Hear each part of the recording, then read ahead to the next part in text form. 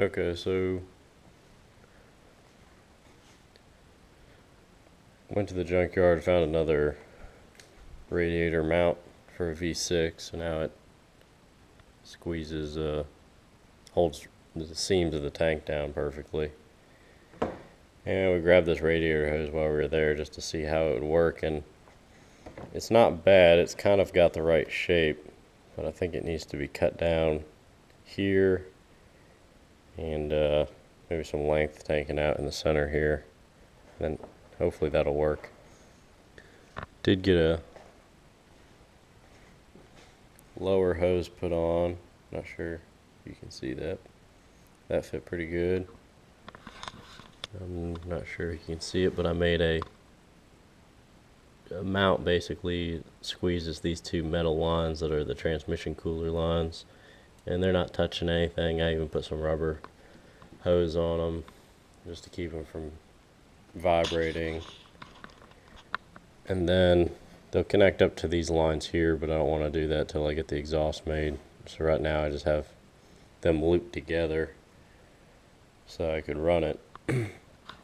Also picked up 2 ignition coils for it, so that's good now. It's got spark on all cylinders except for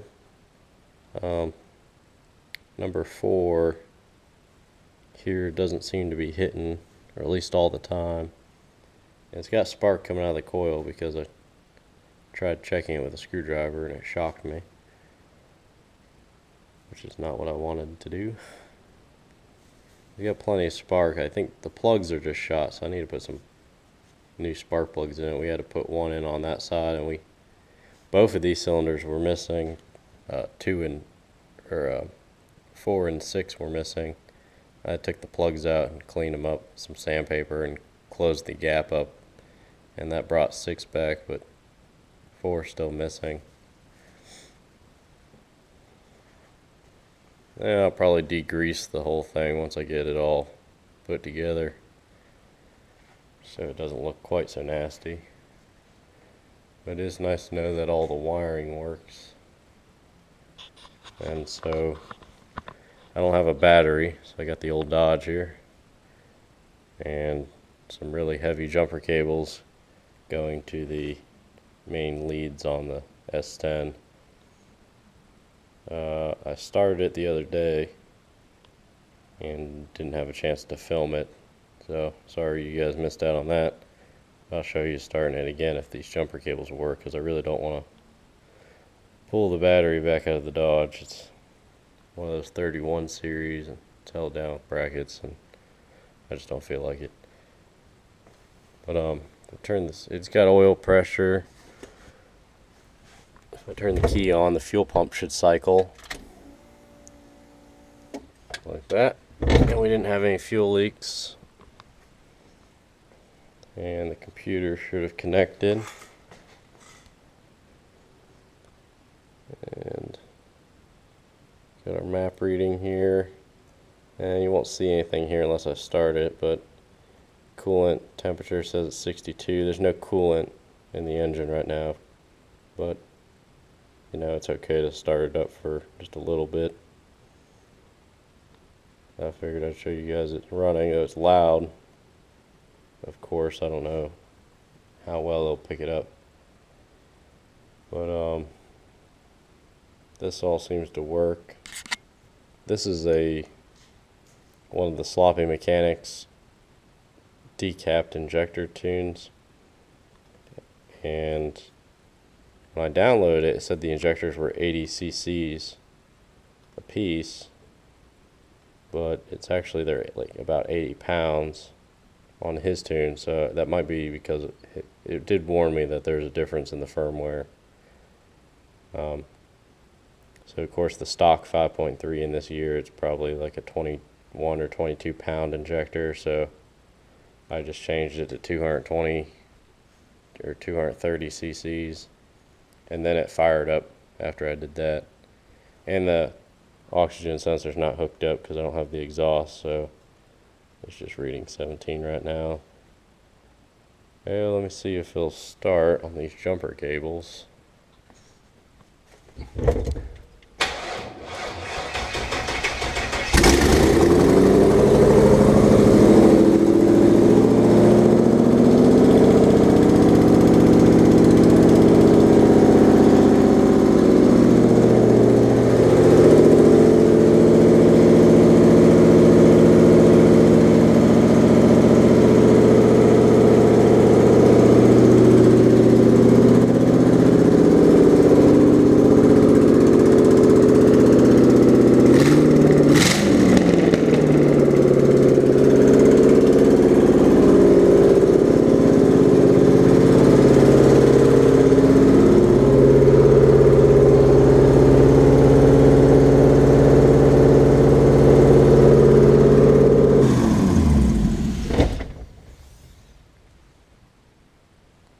It runs.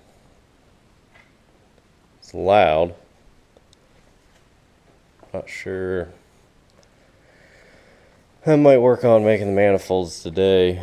They run the exhaust kind of out the fender here. I don't think I'll get through all that, but maybe I'll cut up the pipe and we'll see how far I get. I have an alternator somewhere, but I'm not sure where. So have to find that because the truck got moved mid-project, so I don't know, things seem to have went missing. Good thing is the tires are in good condition, and the steering column is out of it because I put this Jeep steering shaft on to clear, and I also had to oblong these holes as well as the holes, I don't know if you can see it down there in the mount. You got the steering column kind of slid over. That seems to work fine. And then because that Jeep steering shaft had it had the, oh, what do you call it, the little plastic pieces on here.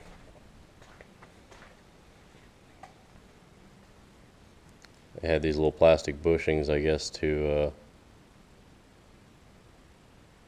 I don't know, just keep it tight in there. So when I tore it apart, these things were destroyed. It actually only goes in this far now, so hopefully it's strong enough. You know, the only time it could possibly strip out is when it's not moving, so I mean that's a good thing, because that's going to be when the most stress is on it. If I put JB Weld on it, I'm going to file this down just so it's just matches the contour of the metal that was here, and just to help tighten it up in that shaft. And it should be fine. I would just weld, you know, the other end of the steering shaft where it needs to be, except for the issue is it's supposed to be able to slide, because if you get in a bad wreck, I mean, it collapses. These are collapsible columns, and I don't want to weld that because I don't want a steering column coming through my face. And I did get this welding cart put together finally. Got the hooks here and mounted my tank, but the design is kind of poor in the fact that you see the welder is so far forward on the stand because it sits at an angle, so this point would be further out than this point, so it would hit the tank. I don't know, I got it chained in bungee cord. It's not the tightest, but I don't think it's going to just fall over either. But I'll probably just make sure I keep the cap on it and just put the regulator on when I need it.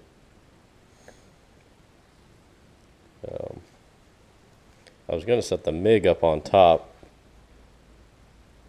but this welder also wouldn't fit on the bottom because of the handle. So I'll just leave the TIG on it and just throw all my stuff down there. Whatnot.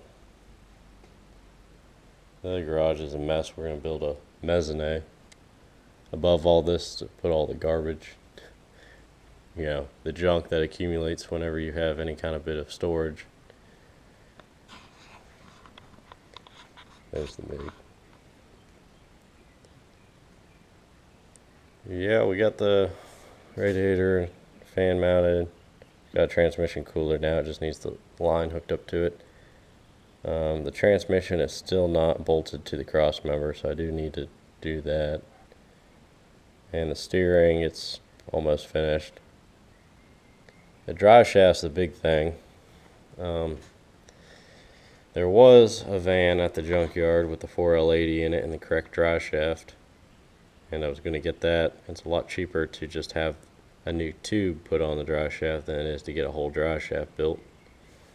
But it's gone now, So I guess I'll just order a drive shaft online, get the dimensions. That seems to be the cheapest way. That's about $275, which is more than I'd like to spend on drive shaft, but this transmission has the fixed yoke on the back of it, so I need to get a drive shaft that has one of the slip joint in line with it. So if you guys have any suggestions about that, let me know. I'd appreciate it. Alright, I'll keep you guys posted with this. Thank you.